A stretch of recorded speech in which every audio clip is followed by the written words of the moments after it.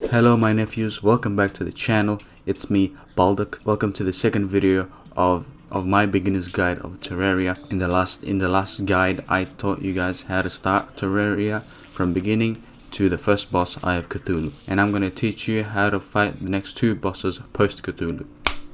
These are the remaining bosses of Terraria pre-hard mode.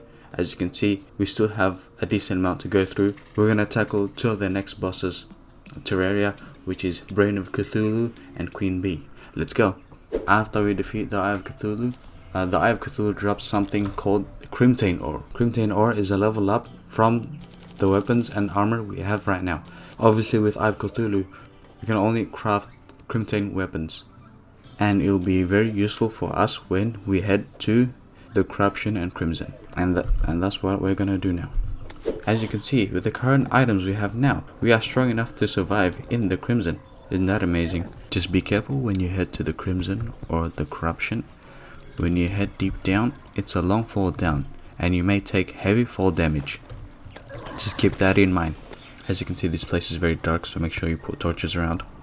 Over time, with the more houses you make, the more NPCs will arrive. As you can see, we had Catherine the nurse come and arrive. Just because we made more residents earlier on. As you can see, I'm setting up the next big stage for our second fight, which is the Brain of Cthulhu. Okay, this is what happens next. Just be wary with these glowing heart looking orbs. As you can see, when we break that thing, a message will say a horrible chill goes down your spine. You need to do this step 3 times, but only break these orbs once you're prepared for the fight. Okay, we have now broken the second heart orb. One more, and then the boss will spawn. Last heart orb coming right up. There we go. Brain of Cthulhu has awoken. Okay, for the beginning phase, your focus is not the brain. You focus on the little eyes that surround the brain. As you can see, the eyes move sporadically with a little maneuvering with the Hermes boots and the platforms that we have provided ourselves. This should be easy pickings. The good thing about the eyes is that they drop tissue samples, and tissue samples is the component we need to craft the Crimtane Armor.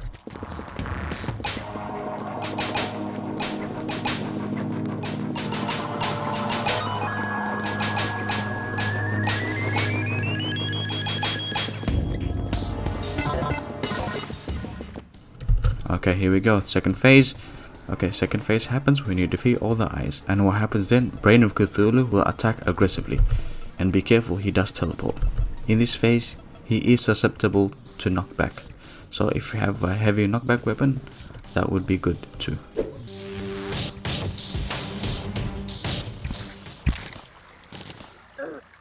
Let's go! We beat the Brain of Cthulhu. Good job, my nephews. You've done your uncle proud. And there it is, that's how we beat the Brain of Cthulhu. And that's 2 bosses down in the pre-hard mode phase of Terraria. Congratulations. In any case, I do suggest redoing that boss fight, because more often than not, one boss fight with the Brain of Cthulhu is not enough to make you the full set of Crimtane Armor. Just bear that in mind, so maybe defeating the Brain of Cthulhu twice or 3 times should be enough.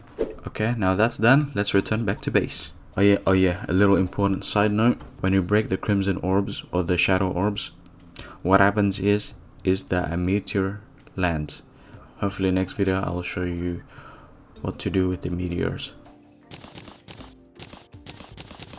And there we go, boys, we have our set of Crimson Armor. This armor is significantly better than the Tungsten Armor or the Platinum Armor. Oh yeah, and what's also very important is the Crimtane Pickaxe. Crimtane Pickaxe is crucial, as the pickaxe power of the Crimtane Pickaxe is very good. It's up to preference on how you want to go about your fight, with a sword, with a bow, with a yo-yo. It's entirely up to you. Remember the gun we received from the Crimson Orb? Here's the arms dealer, and as you can see, he sells bullets, sometimes arrows, a flintlock pistol, and here's the kicker, the mini shark.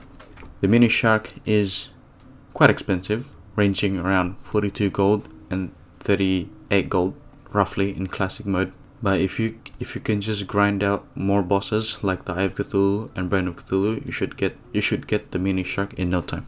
Just a little tidbit, keep looking for life crystals.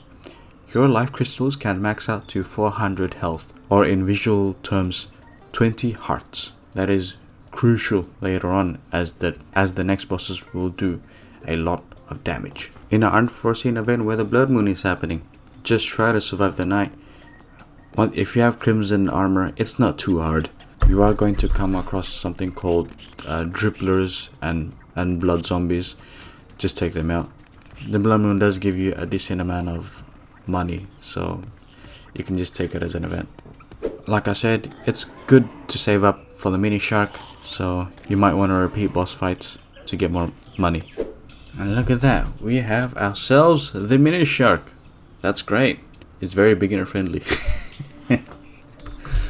Okay, what to do next? How do you find the next boss, aka the Queen Bee? We're gonna make ourselves way to the underground jungle. Yes, to do that is you try to find either ends of the map. Maybe you go to the far right, and if you come across a certain dungeon, that means most likely the jungle is left of the map. If the dungeon is left of the map, that means the jungle is right of the map. This is just my method. What we usually do is we put ourselves deep into the middle of the jungle, and then we just dig down, as you can see what I'm doing right now. Oh yeah, along the way, on your way down deep in the underground, you will come across multiple more dangerous enemies this time around.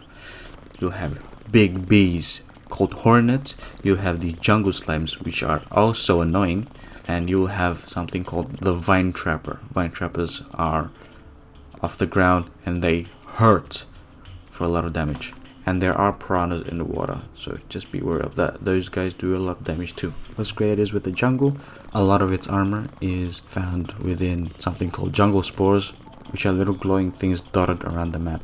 And if you are slaying hornets, they drop something called stingers, and stingers can be used for jungle weapons and armor.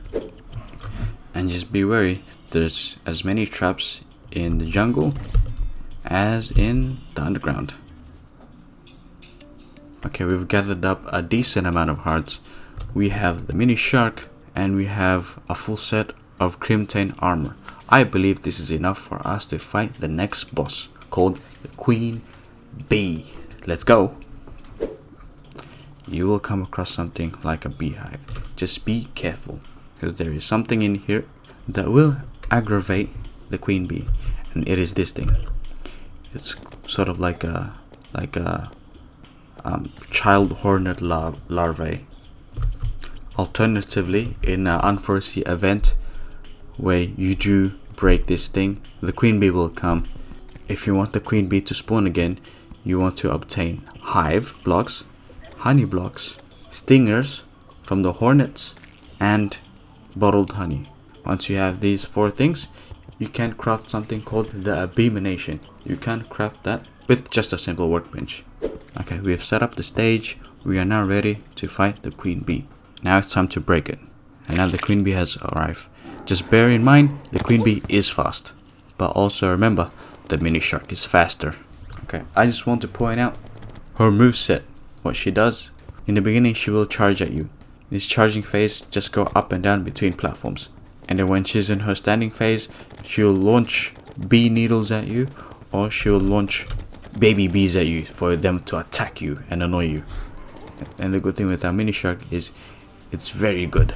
I'm not saying you have to go into this fight with a mini shark. Sometimes the crimson bow can do just as well, or the yo-yo can do just as well, but for a beginner it's good to have the mini shark.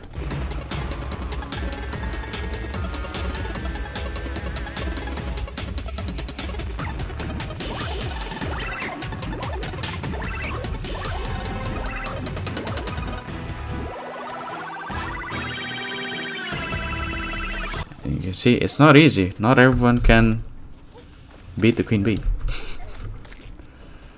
Sometimes the little bee minions can be very annoying. Just swing with your sword, I reckon.